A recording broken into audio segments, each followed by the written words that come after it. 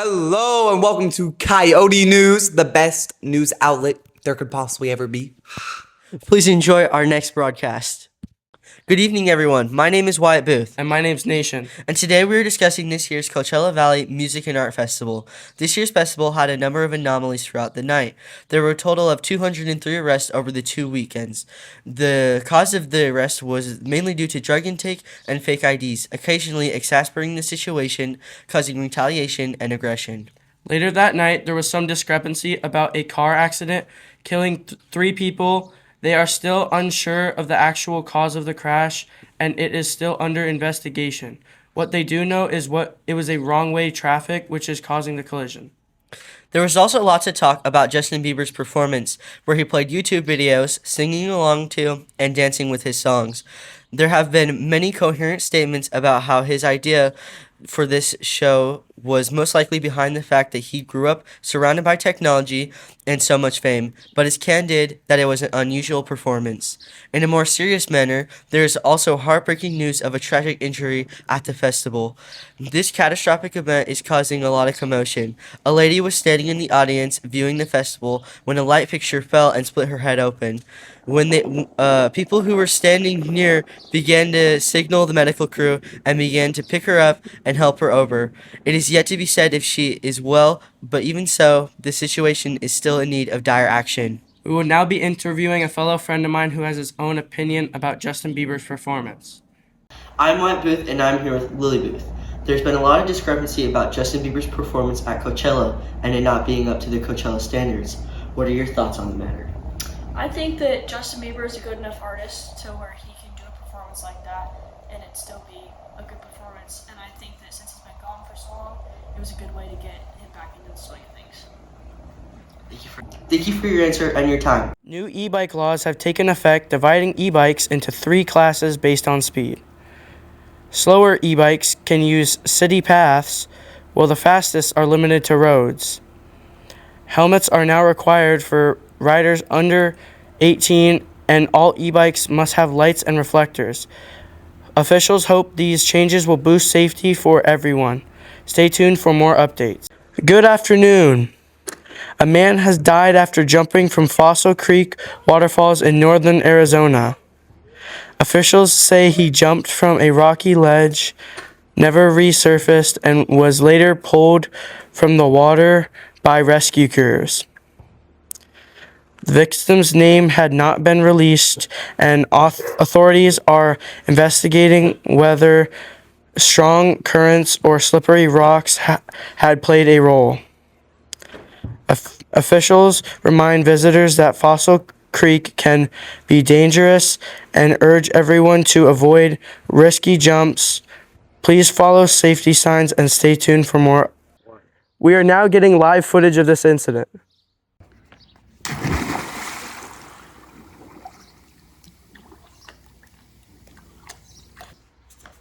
We're gonna save you!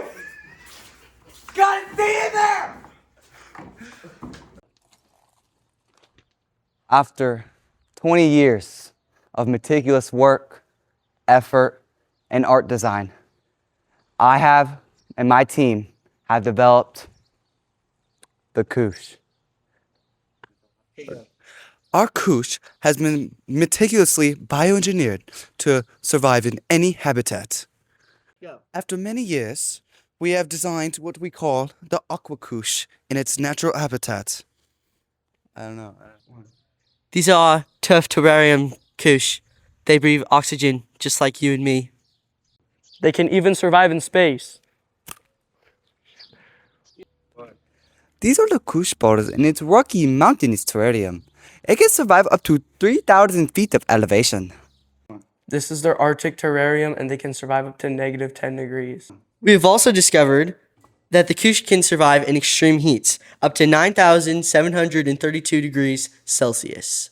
Thank you for watching our presentation of our new product, thing, animal, whatever you want to call it. This thing has been biogenetically engineered for maximum fun and durability. I hope you enjoy. Please support our product. The Koosh come in a variety of different colors. For example, orange. Splendid. The Green Kush, having extraordinary efforts, durability, motivation, and motion. This here is a Purple Kush, our most expensive and grandeur Kush we have. The Kush can also come in a variety of sizes. Starting at $4.99, call in, come in, shop in, be in on this product. Order now! Call 6767676741 to buy. If you call in the next 3 seconds, you'll get a free Kush.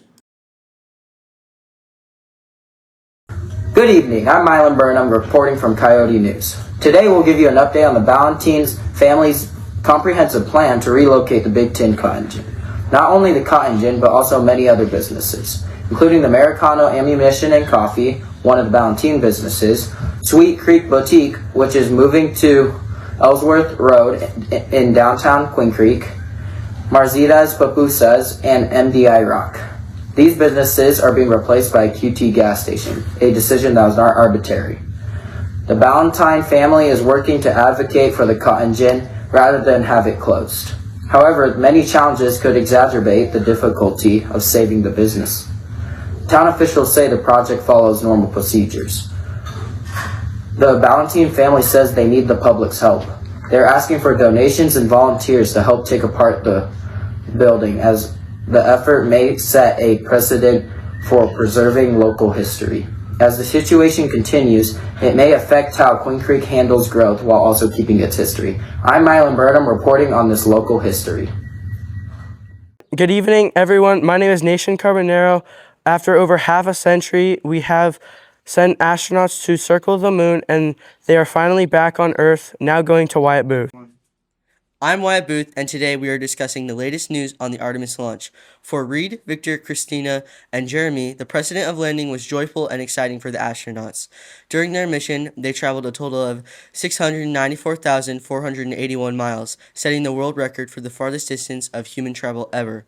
After a series of tests and walkthroughs, the team was able to substantiate that the technology would perform to the highest standards. The mission was said to scrutinize important information throughout the flight of their next mission, stating that the collected data will guide for future rendezvous and docking operations. These Artemis 1 and Artemis 2 missions are so much bigger than any of us can even begin to comprehend. They have recently begun to fabricate these avatar chips that hold the cells of the astronaut through their blood samples, and these chips are being brought up into space and brought back. They are studied, and through these studies, we will be able to understand how the human body reacts to space environment, and we will soon be able to adapt humans to live and work on these remote places, years at a time, and eventually, with patience, we'll conquer Mars. Hello, everyone, and today we're taking a deeper dive into the French oil crisis for fishers. The government has just announced financial aid for these fishers. The fishers are kind of in a discrepancy between the government because they want more financial aid than the government is allowing them. Turning to Parker. I'm here with Wyatt the fisherman. So Wyatt, what do you think of the financial aid? It's great to see that the government is advocating for our work, but I still don't think it's enough. Fuel prices are still very high and are getting more expensive by the day. That really exasperates pressure on us. We want to keep fishing, but I'm struggling to pay my crew and maintain and use our boats. So while this aid is good, many feel that it is a short-term fix, and fishermen calling for more credibility on the situation. Back to you in the studio. Thank you, Parker. As you heard, the government has offered financial relief for these fishermen, but many fishers still remain a little uncertain about what's to come. We'll continue to follow this up, looking at big changes to the French Open. There is more prize pool than ever before. The organizers have announced that the total prize pool will be going up 10%, making it more than 61 million euros. Some analysts advocate that this will increase the growth of the sport globally. That's right. This year's French Open at Roland Garros will feature the biggest prize pools ever. Men's and women's singles championships will each earn 2.8 million euros, with the runners-up getting 1.4 million euros. Tournament officials say that this is a more coherent and competitive environment for the players. Back to you, Weston. Now let's take a comprehensive look on how the players feel about these changes. Let's see if we can get some candid responses. Back to you, Parker. I'm here with Wyatt today, one of the top contenders for the French Open. Wyatt, what do you think of the prize money changes? I'm excited for the increased prize money. It feels great that our work and dedication are being recognized. It motivates me to do better, and even if I lose, I don't go home empty-handed. There's a lot of nuance when it comes to how players view prize money, but this is an overall positive step. So players are loving the increase in prize money. These reactions from the players help substantiate the idea of higher rewards motivate players to do better. Back to you, Weston. Yeah! Thank you, Parker. The French Open is stepping to a new era of record-breaking prize money. The players are ready to play the game of their lives. Come back to us for more news. What is the number one problem facing our community today? Untied shoelaces. That's why I invented a laceless alternative foot covering. Spray on shoes!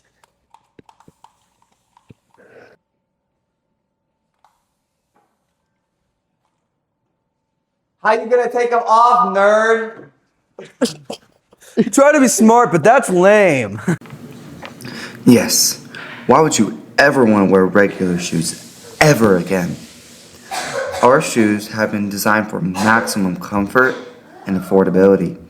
They have also been designed to grow with you, making it a lovely gift for the little ones. They never have to learn how to tie your shoes, saving you a lot of time. Everybody, come in, call in, shop in, wherever you can find this product. We sell in all Nike stores. Order now. Call 676-767-6741 to buy. And if you call the next 3 seconds, you'll get a free pair of spray-on shoes. Hi, I'm Mylan Burnham. A fire broke out on March 4th at a Walmart in Santan Valley. Firefighters on the scene say sparks from welding being done on an appliance lift shelves of paper towels on fire, creating a situation that could exacerbate throughout the store. A rural metro fire states, sparks from welding being done on an appliance sparked the fire, which then spread to paper towels on nearby shelves in the store. The Walmart company states, our Walmart location will be closed until further notice to ensure the safety of our customers and associates. We are currently assessing the situation and working diligently with local authorities to address all safety concerns and restore operations as quickly as possible. Fire crews responded quickly as they came to assist the major incident. Professionals are now planning a comprehensive investigation on what caused this fire exactly. They're also trying to identify any safety discrepancy that may have caused the fire. Only one person had a minor injury and no major casualties have been reported. Many officials continue to advocate safety guidelines. They say following those steps can help prevent situations like this from happening again. The Post states the following. We are currently assessing the situation and working diligently with local authorities to address all safety concerns and restore the operations as quickly as possible. The Walmart company states, we apologize for any inconvenience this may have caused and appreciate your understanding and support during this time. Updates regarding reopening and further information will be communicated as soon as they become available. The business continues to help maintain its credibility and protect the community. I'm Mylan Burnham reporting on this local story. Good evening, everyone. Today we are looking at a very sad story from a Maui beach, where there was a shocking incident involving an endangered Hawaiian monk seal that has left many in the community outraged about that situation. A tourist was caught on camera throwing a large rock at this poor little seal, sparking concern and anger across the island. According to authorities, this reckless act may have violated not only state but federal laws about endangered species. To you, Parker. Hawaii's Department of Land and Natural Resources is looking into what happened last night. Along the beach, a monk seal that people around really loved, Lainey, got hit by a rock. People who saw what happened say a tourist picked up a big rock and threw it at the seal that was swimming close to the shore. I'm rich! Take that! Others at the beach yelled at him to stop, but he just ignored them and said, "Go ahead and find me. I got plenty of money." The police took the man into custody after the incident, but so far he hasn't been formally charged with the crime. According to the officials, it's against the law to bother or hurt a monk seal, and if you do, you could face some serious consequences. Back to you, Weston. Now we will take a look and go and see how the tourist that threw the rock at the seal feels about the situation. So I'm talking to this guy from Seattle. He's 37 years old, but he doesn't want to give his name. What's your side of the story? What happened? I didn't mean to cause any harm. It just happened so fast. I saw the seal and threw a rock without thinking it through. Then people started shouting at me, and I got upset. I said some things I shouldn't have, and now I'm really sorry. I had no idea the rules were so strict, and I feel terrible about what happened. The whole thing was a mistake, and I regret it. I appreciate your feedback, Parker. It's clear that the state is giving this serious attention, which it should, because that's really messed up. Though a lot of people that live there are still worried about what's happening to these endangered species. Now let's take a look on the weather report for Arizona.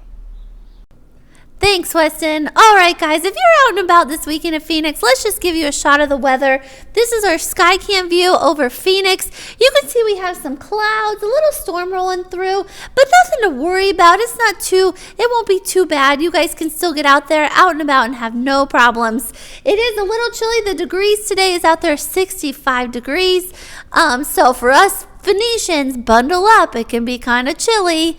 All right, so we'll carry it over. Let's check our radar. All right, guys, here's a view of our radar. You can see these bands coming through the green. All right, if you're traveling on I-77, be careful. We got some red going on there in Deweyville. And you'll see as these green bands kind of float north of the state, they're coming up from the Baja Peninsula, really carrying a lot of weather. So be careful out there, folks. All right, Phoenix, let's take a look at your 7-day forecast. Thursday looks pretty. We have a little bit of clouds in the 70s, low in the 50s. Friday, Saturday, though, that's when those bands coming through with the radar, they have a weather alert coming through. So be careful if you are out on the roads. If you have animals outside, please take shelter and be careful with those things. Also, looks like we're getting a little cooler. That storm is bringing in a little bit of a cold front in the 60s, lows in the 40s at night. But by Monday, Tuesday, we're kind of warming up and the storms have passed and it should be beautiful out there, Phoenix. You guys have a great week. Good evening. We are looking at a surge in the UK charts. Two of Sabrina Carpenter's albums have suddenly became vinyl bestsellers again, even after years after their release. Analysts say this comeback highlights the growing influence of vinyl collectors and Sabrina Carpenter's overall music. Turning now to Parker. Sabrina Carpenter's rise has been anything but normal. While many pop artists break through with their second album, Sabrina Carpenter did not reach global fame until her sixth project, Short and Sweet, which released in 2024. That album produced hits like Espresso and Please Please Please, and now is making a major return to the charts. This week, Short and Sweet re-enters the UK Hot 100. It also climbed back onto the official vinyl album chart at number 40. This is big news for Sabrina Carpenter. It's not just Short and Sweet making noise. Man's Best Friend is also making a splash with songs like Sugar Talking. Back to you, Weston. Now let's take a look at how Sabrina Carpenter feels about this situation. I'm here with Sabrina Carpenter, whose albums Short and Sweet and Man's Best Friend are both back on charts. Sabrina Carpenter, how does it feel to see these projects return as vinyl bestsellers? Honestly, it's surreal. I poured so much love into both albums, and seeing them come back like this, especially on vinyl, means a lot. I'm really grateful. Thank you, Sabrina Carpenter. As you can see, Sabrina is loving that her songs are getting back in the charts. Thank you. We'll keep seeing how Sabrina Carpenter's chart momentum is throughout the following weeks. Thank you for watching Coyote News. Hopefully you tune in for tomorrow's broadcast.